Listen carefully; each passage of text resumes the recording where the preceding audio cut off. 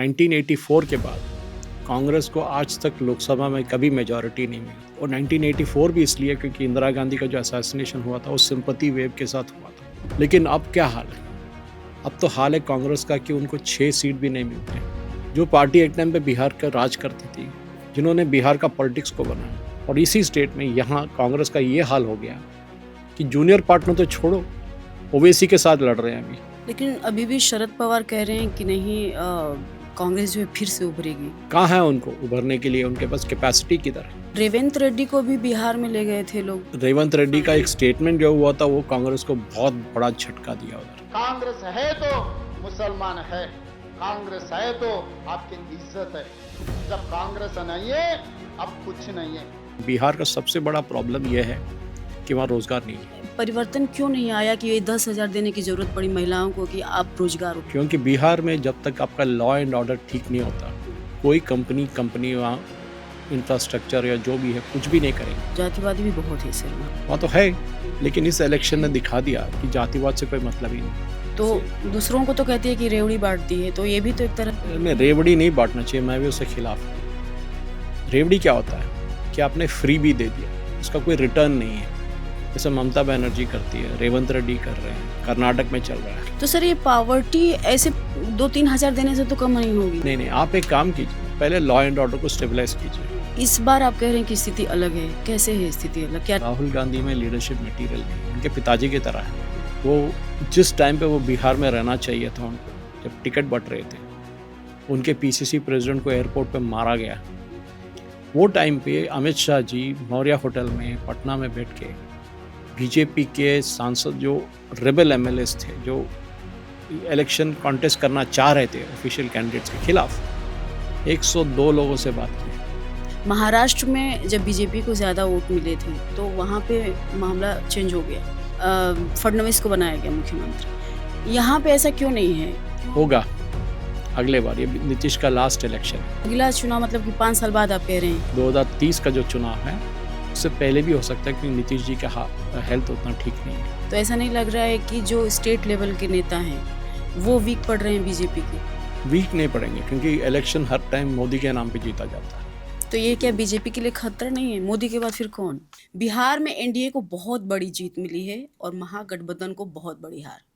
कांग्रेस की हालत तो बहुत ही खराब है। ऐसे में प्रधानमंत्री मोदी का ये बयान कि कांग्रेस अब टूटने की कगार पर है, देश भर में कांग्रेस की भविष्य को लेकर बहस छिड़ गई है। हम चर्चा करेंगे जाने माने पत्रकार सुरेश कोटचाल सर के साथ। सर, बहुत बहुत स्वागत है आपका हैबिस टीवी में। आप क्या सोचते हैं प्रधानमंत्री मोदी के बयान को लेकर के? कांग्रेस इससे पहले 2 बार बहुत बड़ी टूट पर आई थी, टूट गई थी पार्टी।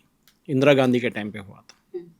आपको याद है कि सिंडिकेट जो निजलिंगप्पा, के कामराज ऐसे लोग मिलके कांग्रेस को, इंदिरा गांधी को चैलेंज किया था टाइम पे, और कांग्रेस एक बार कांग्रेस आर बन गई थी, उसके बाद कांग्रेस आई बन गई थी। इंदिरा गांधी ने दोनों टाइम सरवाइव कर लिया और निकल गया आगे। लेकिन अब वो इंदिरा गांधी का कांग्रेस अभी नहीं रहा। 1984 के बाद कांग्रेस को आज तक लोकसभा में कभी मेजॉरिटी नहीं मिला, 1984 के बाद। और 1984 भी इसलिए क्योंकि इंदिरा गांधी का जो असैसिनेशन हुआ था वो सिंपैथी वेव के साथ हुआ था। लेकिन अब क्या हाल है? अब तो हाल है कांग्रेस का कि उनको 6 सीट भी नहीं मिलते हैं बिहार में। बहुत मुश्किल से 2 सीट में 200 वोट और एक में 600 वोट से जीते हैं। तो उनका हाल पता हो गया। ये जो पार्टी एक टाइम पे बिहार का राज करती थी, एक टाइम पे जो जैसे जगन्नाथ मिश्रा जैसे बहुत दिग्गज नेता थे, और उसके बाद बाकी नेता भी जो आए, सोशलिस्ट नेता के तरफ से कर्पूरी ठाकुर जैसे लोग थे जिन्होंने बिहार का पॉलिटिक्स को बनाया, या जॉर्ज फर्नांडिस जो कहीं से आके मुंबई, पहले कर्नाटक के जो रहने वाले मंगलोर के, मुंबई में आए, ट्रेड यूनियन लीडर बने, और बाद में इमरजेंसी में भागलपुर से उन्होंने इलेक्शन लड़ा और जीता था लोकसभा के लिए। तो ऐसे एक स्टेट है बिहार जो उसने पॉलिटिशियंस को बनाया और बिगाड़ा। और इसी स्टेट में यहाँ कांग्रेस का ये हाल हो गया कि जूनियर पार्टनर तो छोड़ो, ओवैसी के साथ लड़ रहे हैं अभी सीटों के लिए। वो हाल हो गया कांग्रेस का। ओवैसी ने 5 सीट जीती है। हाँ, तो इनको आत्मचिंतन करने की ज़रूरत है अभी, क्यों हो रहा है ये। लेकिन अभी भी शरद पवार कह रहे हैं कि नहीं कांग्रेस जो है फिर से उभरेगी। इस पे आप क्या? वो बोलते रहेंगे, उभरने के कहाँ उभरेंगे, कहाँ है उनको उभरने के लिए, उनके पास कैपेसिटी किधर है। 3 स्टेट में तो पावर में है डायरेक्टली, तेलंगाना, कर्नाटका और हिमाचल। झारखंड और तमिलनाडु में वो कोएलिशन में है बस, और कहाँ है, कहीं नहीं। रेवंत रेड्डी को भी बिहार में ले गए थे लोग प्रचार के लिए, लेकिन उसका भी कोई रेवंत रेड्डी का एक स्टेटमेंट जो हुआ था वो कांग्रेस को बहुत बड़ा झटका दिया उधर, जिसमें उन्होंने यहाँ जुबली हिल्स के इलेक्शन के टाइम पे कहा कि मुसलमान है तो कांग्रेस है, कांग्रेस है तो मुसलमान है। वो वीडियो लेके बीजेपी वालों ने खेल लिया फुटबॉल बिहार में, क्योंकि वो तो हिंदी में बात किए थे, तो तेलुगु में नहीं था, हिंदी में था। तो वहाँ बहुत खेल लिया उन लोगों ने, स्पेशली सेकेंड फेज इलेक्शन जो हुआ था उसमें रेवंत रेड्डी का स्टेटमेंट बहुत उनको, कांग्रेस को बहुत झटका लगा उसके साथ। बट कांग्रेस बड़ा प्लेयर ही नहीं था, क्योंकि आप अगर बिहार का पॉलिटिक्स देखें तो जैसे एक तरफ एनडीए है, दूसरी तरफ महागठबंधन है। नीतीश कुमार बीच में 20 साल तक मुख्यमंत्री रह चुके हैं, बीच में कभी कभी वो तेजस्वी के साथ गए थे, वापस आए फिर। तो उनका जो इतना बड़ा लॉन्ग रिकॉर्ड था, और जैसे बिहार का लॉ एंड ऑर्डर जो पहले जंगल राज कहलाता था, जो लालू के टाइम पे होता था, उससे बेहतर है अभी। ये नहीं कि सब कुछ ठीक है, बेहतर है। उसके साथ जो महिलाओं के लिए स्कीम लेके, फॉर एग्जांपल उन्होंने 15 साल पहले, 10 साल पहले साइकिल दिए थे लड़कियों को स्कूल जाने के लिए, कॉलेज जाने के लिए। वही लड़की आज शादी होकर माँ बन के बैठी हुई है, और वो कभी नहीं भूलेंगे नीतीश कुमार उनके लिए क्या किया था। उसके ऊपर जो 10,000 रुपये का जो एक स्कीम उन्होंने लॉन्च किया था, रोज़गार स्कीम लॉन्च किया था, यानी कि डोनेशन दिया था, रोज़गार के लिए दिया था। उनको बताना पड़ेगा कि बाद में कि ये 10,000 से उन्होंने क्या किया। छोटा सा एक दुकान लगा दिया, छोटा सा एक भेलपुरी का स्टॉल खोल दिया, या 2 सुइंग मशीन्स खरीद लिए, जो भी किया, क्योंकि उसके बाद उनको मुद्रा लोन मिलने का चांस है और ज़िंदगी में आगे जाएंगे। क्योंकि बिहार का सबसे बड़ा प्रॉब्लम यह है कि वहाँ रोज़गार नहीं है। बिहार का जो सेंसस है, लास्ट 2011 का जो सेंसस है, उसके मुताबिक तकरीबन 70 लाख बिहारी मेन बाहर काम करते। सर लेकिन क्या ये 10,000 जो नीतीश कुमार ने दिया है महिलाओं को, क्या इससे वहाँ का इतने 20 साल तक रहे वहाँ पे, परिवर्तन क्यों नहीं आया कि ये 10,000 देने की जरूरत पड़ी महिलाओं को कि आप रोजगार ओपन? परिवर्तन तो आया है बिहार में, मैं वही कर रहा हूँ। अगर आप देखेंगे बिहार, लेकिन इतने भारी संख्या में लेबर अगर उस प्रदेश से जा क्यों? रहे हैं दूसरी जगह पे, तो ये चिंता की बात है ना कि 20 साल से वो वहाँ पे हैं। क्योंकि बिहार में जब तक आपका लॉ एंड ऑर्डर ठीक नहीं होता, कोई कंपनी वहाँ इंफ्रास्ट्रक्चर या जो भी है कुछ भी नहीं करेंगे। कंपनी वाले उनके एम्प्लॉयज़ का सेफ्टी को चाहते हैं, उनके फैमिलीज़ का सेफ्टी के बारे में सोचते हैं। और कोई भी एम्प्लॉय अगर आपको आज कहें आपको कि कल से आप बिहार में काम करेंगे, आप तो जाएंगे नहीं, डरेंगे। वहाँ पे पर्यटन भी अगर किया जाए, पर्यटन को देखकर भी किया जाए, तो वहाँ पे बहुत सारे है, बोध गया है, जैसे बहुत सारे जगह है जो कर सकते हैं, लेकिन सबके लिए एक लॉ एंड ऑर्डर सबसे बड़ा प्रॉब्लम, जो योगी आदित्यनाथ ने यूपी में किया था। मुझे अभी भी याद है, मैं 15-20 साल पहले जब मैं इससे पुराने वाला पहले कंपनी में काम कर रहा था, नोएडा में शाम को 5 बजे, मैं 6 बजे खाने के लिए बाहर जाने का सोच रहा था, तो वॉचमैन हमारा रोकता था गेस्ट हाउस में। वो बोलता था नहीं सर आप बाहर मत जाइए, यह सेफ जगह नहीं है, मैं जाके आपके लिए खाना लेके आता हूँ। सोचिए वो हाल से आज नोएडा का क्या हाल है। नोएडा तो आज जैसा अमेरिकन सिटी जैसा बन गया है, जैसे गुरुग्राम एक तरफ है, हरियाणा में इधर तरफ नोएडा भी है। हाँ वहाँ पे ये देखिए पर्यटन के भी, तो अयोध्या में देख लीजिए, अभी मथुरा में कर रहे हैं, यहाँ बनारस में है ही है। तो ये सारी चीज़ें भी करके वहाँ के लोगों को रोजगार तो मिल रहा है ना। यूपी कितना बड़ा स्टेट है, साइज़ में यूपी बहुत बड़ा है। बिहार साइज़ में छोटा है, लेकिन पॉपुलेशन इंडिया में 4th लार्जेस्ट है। तो प्रॉब्लम क्या है, अभी नहीं, बहुत सालों से मैं जैसे पहले बता रहा था आपको कि लॉ एंड ऑर्डर जब तक स्टेबल नहीं होगा, कोई कंपनी वाला वहाँ उसका यूनिट नहीं लगाएगा। वहाँ पे जातिवादी भी बहुत है सर वहाँ तो है, लेकिन इस इलेक्शन ने दिखा दिया कि जातिवाद से कोई मतलब ही नहीं है। जी हर जगह, अगर आंध्रा जाएंगे, आंध्रा में तो कोई कम नहीं है जातिवाद का। सर लेकिन ये भी लोग कह रहे हैं कि जो ये चाहे महाराष्ट्र का चुनाव हो या बिहार का चुनाव हो, चुनाव से पहले ही सरकार वहाँ की पैसे दे देती है, तो दूसरों को तो कहती है कि रेवड़ी बांटती है, तो ये भी तो एक तरह नहीं, रेवड़ी नहीं बांटना चाहिए, मैं भी उसके खिलाफ हूँ। रेवड़ी क्या होता है कि आपने फ्री भी दे दिया, उसका कोई रिटर्न नहीं है।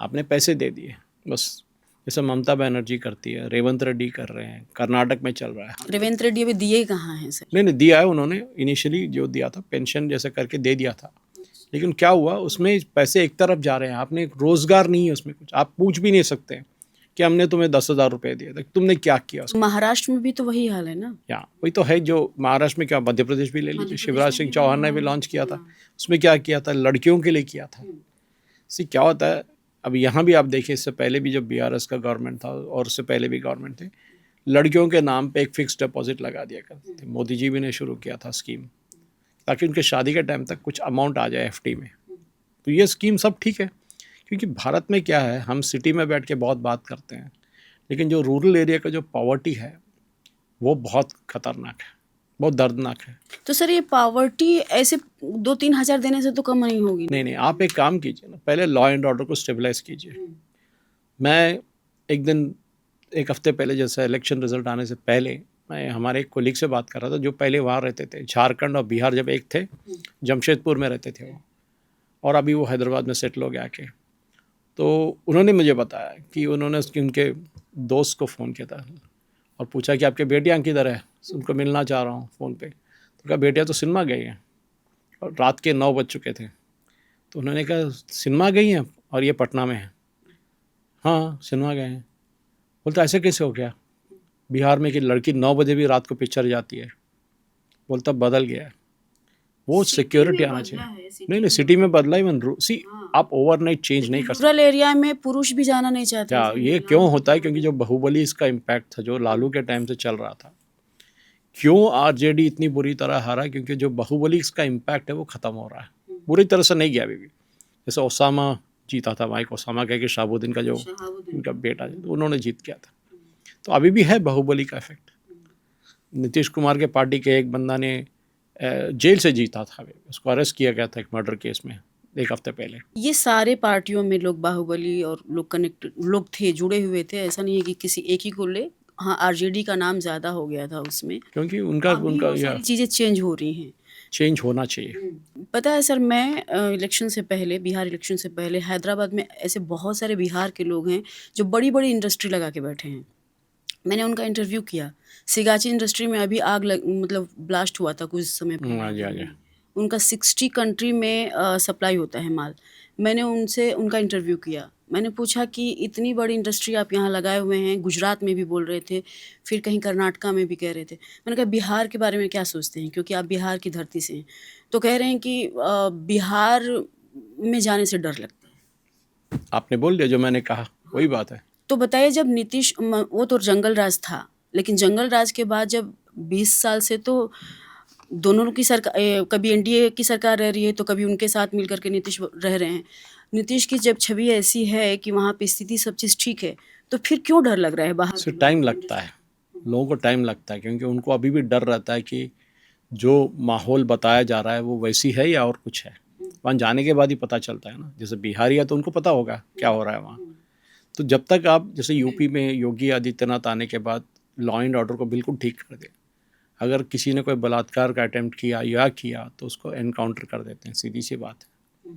अगर किसी ने मर्डर केस में किसी को मर्डर किया तो उसको एनकाउंटर में उड़ा देते हैं। हम सबको पता है इलीगल है, एज पर लॉ ठीक नहीं है, लेकिन करेंगे क्या? ये जो एक मैसेज जाता है, एक संदेश जाता है कि अगर तुम ऐसे करोगे तो तुम्हारा जान खो बैठोगे तुम। तो डर लगता है लोगों को, दूसरी बात सोचते हैं, तीसरी बात सोचते हैं। ये होना चाहिए बिहार में सर। लेकिन इस बीच ऐसी भी बहुत जगह से खबर आ रही है कि कई स्टेट से कि बीजेपी का कोई लीडर है जाके सरकारी अधिकारी को खींच निकाला, ये किया वो तो चलता रहता है। चलिए क्या होता है, इस पे भी कंट्रोल अगर आप 200-300 आपके पास MLAs हो तो आप एक ना एक बंदा उसका पावर दिखाएगा। MLAs के ऊपर क्या होता है, बहुत सारा प्रेशर रहता है। अगर आपके पास, आपके घर में चोरी हो गई तो आप पुलिस स्टेशन जाते हैं कंप्लेंट करने के लिए, पुलिस वाला आपका कंप्लेंट लेता नहीं, तो आप क्या करते हैं, MLA के पास जाते हैं। तो वो क्या कर रहा है, वो फ़ोन उठाएगा, पुलिस वाले से बात करेगा। वो ठीक से बात नहीं किया ना तो सीधा पुलिस स्टेशन जाके उसको मारता है। नहीं करना चाहिए, सब गलत है, लेकिन करना पड़ता है कभी कभी, क्योंकि उनका पावर वो इसी में है। लेकिन आजकल क्या हो गया, हर जगह मोबाइल फ़ोन है, हर जगह वीडियो कैमरा है, CCTV है, तो वो करना उनके लिए आजकल उनके लिए बहुत मुश्किल हो गया है। अच्छा सर, आप कह रहे थे कि एक बार इंदिरा गांधी के टाइम भी कांग्रेस की ही हालत थी, लेकिन फिर से इंदिरा गांधी, हाँ बाहर है। इस बार आप कह रहे हैं कि स्थिति अलग है, कैसे है स्थिति अलग? क्या क्योंकि लीडरशिप मटेरियल नहीं है, राहुल गांधी में लीडरशिप मटेरियल नहीं है, उनके पिताजी की तरह है, रिलक्टेंट पार्ट टाइम पॉलिटिशियन है वो जिस टाइम पे वो बिहार में रहना चाहिए था उनको, जब टिकट बंट रहे थे, उनके पीसीसी प्रेसिडेंट को एयरपोर्ट पे मारा गया, पीटा गया एयरपोर्ट पे, कांग्रेस के वर्कर्स ने पीटा था उनको, जैसे एयरपोर्ट से बाहर आए थे, वो दिल्ली से आ रहे थे कि टिकट तुमने बेच दिया, पप्पू यादव को टिकट बेचने का अथॉरिटी दे दिया, वो करोड़ों में टिकट बेच रहा है, ये हाल हो गया था। वो टाइम पे अमित शाह जी मौर्या होटल में पटना में बैठ के बीजेपी के सांसद जो रेबल एमएलएस थे, जो इलेक्शन कॉन्टेस्ट करना चाह रहे थे ऑफिशियल कैंडिडेट्स के खिलाफ, 102 लोगों से बात की है, 2 दिन, पूरा 2 दिन अलग अलग करके 10-10 मिनट एक एक के साथ गुजारा, बुला के उनसे बात किया, बताया भैया ये हाल है, ये हमने सर्वे किया, इनका पॉपुलैरिटी ज़्यादा है इसलिए इनको टिकट दिया गया, ये इससे पहले भी एमएलए है इसलिए इनको टिकट दिया गया, वेरियस रीजंस, समझा बुझा के उन सबको उनका नॉमिनेशन विड्रॉ कराया गया। फिर चिराग पासवान से बात किया, उन्होंने कहा मुझे 45 सीट चाहिए, तो उनको बोला नहीं आपको सिर्फ 25 देंगे, लास्ट में 29 में आके उन्होंने कर लिया। जीताराम मांझी साहब के साथ भी वही हुआ था। तो कोलिशन जो है, जब आप कोई कोलिशन पार्टी को लेके जाते हैं तो आपको उनके साथ बैठ के बात करना चाहिए। वो टाइम पे राहुल गांधी गायब हो गए, कोलंबिया पहुंच गए वो, और उन्होंने क्या किया, किसी को नहीं भेजा, लास्ट मिनट में उन्होंने अशोक गहलोत को भेजा। अशोक गहलोत को बिहार का पॉलिटिक्स से कोई मतलब नहीं, कोई लेना देना नहीं, वो आए बैठे बात के, कोई सुनने को तैयार नहीं थे। उससे ये हुआ कि 12 सीट पे, रेबल की बात तो छोड़ दो, उन्हीं का पार्टी अलायंस एक जगह पे महागठबंधन के साथ जो आरजेडी का पार्ट उनसे कॉन्टेस्ट कर रहे थे एक ही सीट पे, और एक जगह पे उन्होंने बाकी वीआईपी पार्टी, एक पार्टी है इंसान पार्टी, उनके साथ कॉन्टेस्ट कर रहे थे।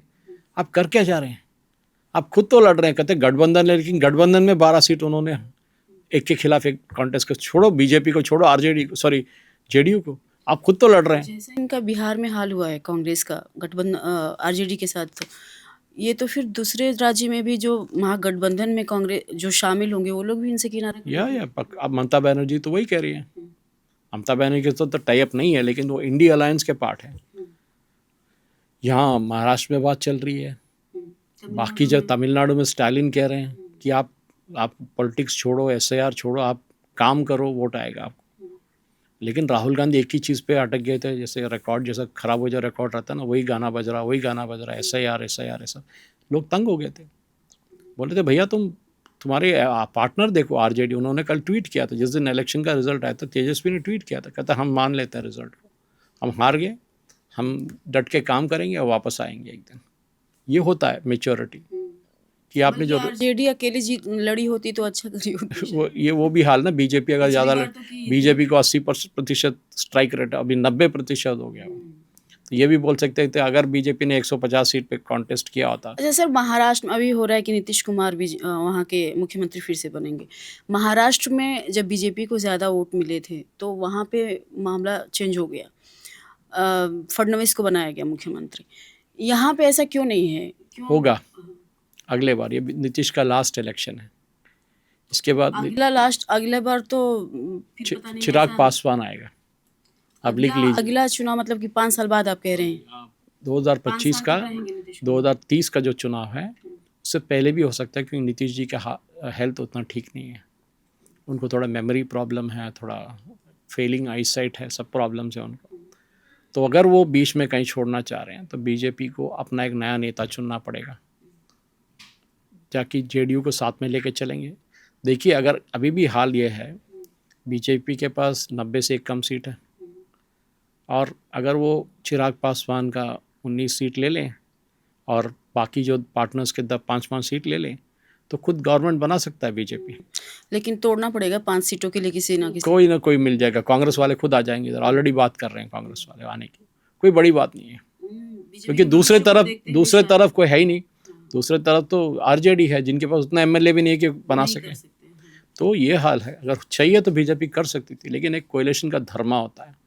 और इलेक्शन कैंपेन के टाइम में मोदी जी ने पब्लिक स्टेज पे कहा था, 1 बार नहीं, 3 बार नहीं, 5 बार नहीं, 10 बार कहा था कि नीतीश ही मुख्यमंत्री बनेंगे। लेकिन जिस दिन वो मुख्यमंत्री के पद संभाल नहीं पाएंगे, उस दिन बीजेपी को और एक नया चेहरा देखना पड़ेगा। सुशील कुमार मोदी जी थे, वो तो गुजर गए, वो है ही नहीं अभी। तो बिहार में बीजेपी के पास सबसे बड़ा वीकनेस ये है कि उनके पास कोई स्ट्रांग लीडर कभी नहीं थे आज तक। अगर आप बात करेंगे एक टाइम पे, जैसे मैं बीजेपी की बात नहीं कर रहा हूँ, लेकिन अगर आप बाकी स्टेट्स, बीजेपी के पास ये बहुत बड़ा मौका है सर कि अपना एक स्ट्रांग लीडर पैदा करे। ये जो नया लीडरशिप है, अगर आप शिवराज सिंह चौहान को मुख्यमंत्री क्यों नहीं बनाया गया? उन्होंने तो इलेक्शन पूरा लीड किया था। विजय राजा सिंधिया को मुख्यमंत्री क्यों नहीं बनाया? क्योंकि ये लोग क्या है, पावर सेंटर्स बन गए थे। कल के दिन ब्लैकमेल कर सकते हैं पार्टी को कि मेरे पास 30 MP MLA है, मेरे पास 25 MLA, मेरे पास 50 MLA है, मैं आपके गवर्नमेंट को गिरा सकता हूँ, बीजेपी के गवर्नमेंट को गिरा सकता हूँ। ये धमकी देने वाले उनको उन्होंने अलग कर दिया। अब जैसे नेता जो अब मुख्यमंत्री होकर बैठे हुए हैं, उनके पास कोई बड़ी फॉलोइंग नहीं है। तो क्या इसे दिल्ली में कौन है? रेखा गुप्ता। उनके पास कोई कोई ग्रुप नहीं है, उनके पास कुछ नहीं है, लेकिन काम तो कर रही है। मध्य प्रदेश में काम चल रहा है, छत्तीसगढ़ में काम चल रहा है। राजस्थान में भी वही एक ही जगह जहाँ एक स्ट्रांग मुख्यमंत्री थे, वो तो फडणवीस थे, जो बहुत साल से बीजेपी के नेता है। तो ऐसे स्ट्रांग लीडर्स को बीजेपी ने बिल्डअप नहीं किया। हरियाणा में खट्टर साहब थे, उनको बना सकते थे, नहीं बनाया उनको, क्योंकि वो एक ट्रिप में बैठे हुए थे कि सर। लेकिन बीजेपी की जब से मतलब केंद्र में आई है और इस तरह से मुख्यमंत्री कई राज्यों को जीत रही है, तो ऐसा नहीं लग रहा है कि जो स्टेट लेवल के नेता हैं वो वीक पड़ रहे हैं बीजेपी के? वीक नहीं पड़ेंगे, क्योंकि इलेक्शन हर टाइम मोदी के नाम पे जीता जाता है।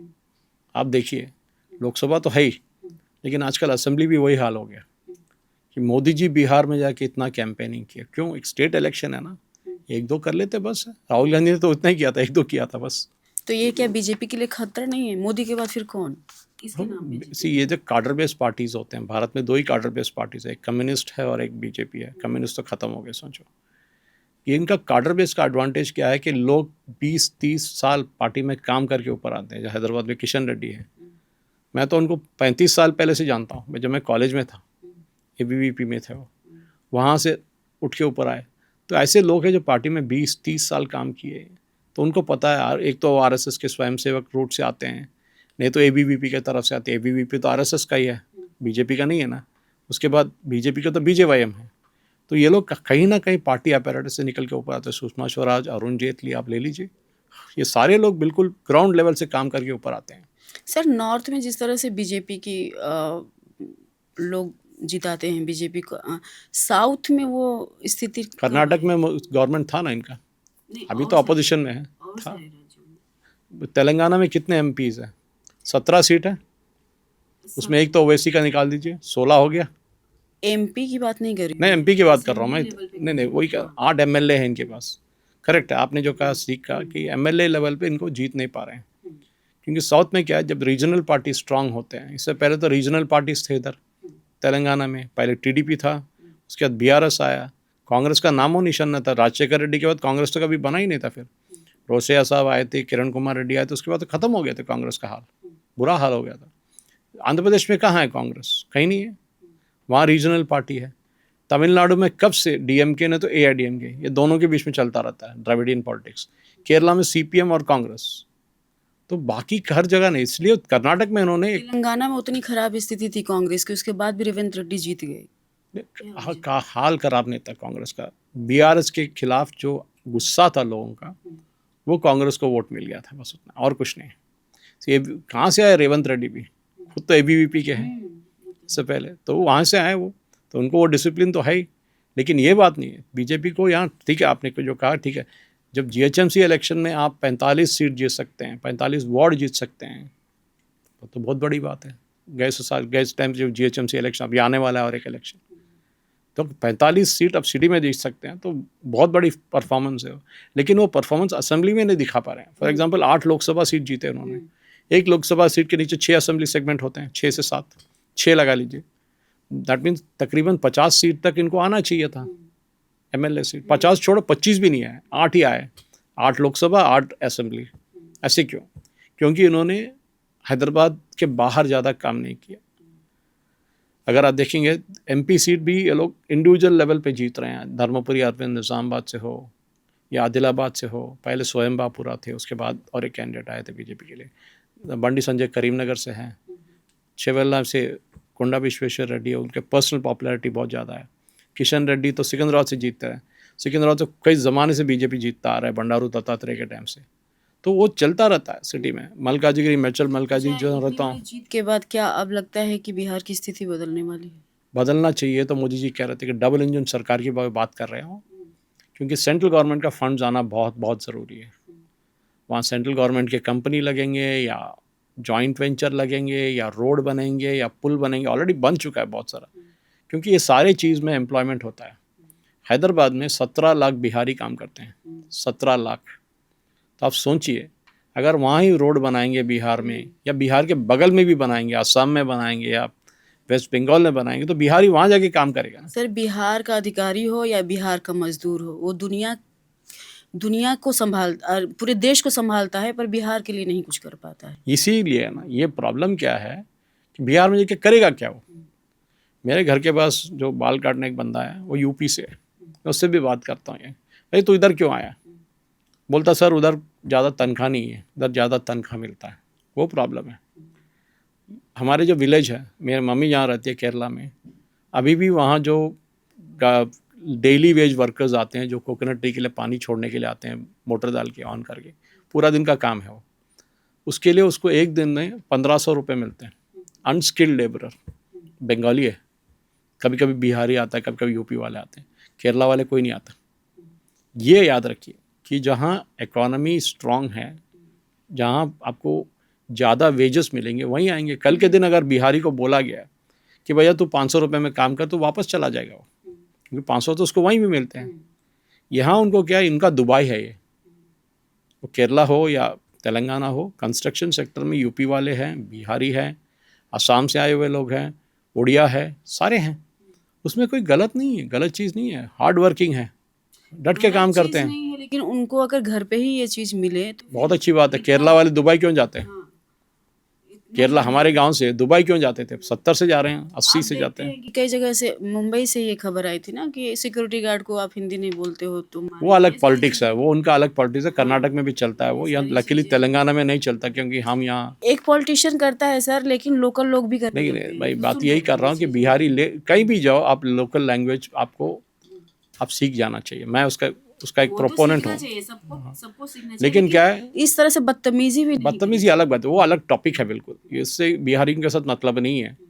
मैं बिहारियों के लिए इतना अप्रिशिएट करता हूँ कि वो जहाँ भी जाते हैं, सिर्फ बिहारी नहीं है, मैं जैसे कह रहा हूँ नॉर्थ का जो यूपी हो या असम हो या बंगाल से हो, डट के काम करते हैं, हार्ड वर्किंग करते हैं। इसलिए उनको केरला, तमिलनाडु, तेलंगाना, इवन आंध्रा में जाके नौकरी मिलता है, क्योंकि उनको मालूम है कि बिहारी वर्कर्स जो है, बंगाली वर्कर्स जो है, यूपी वाले भैया जैसे अच्छा काम करते हैं।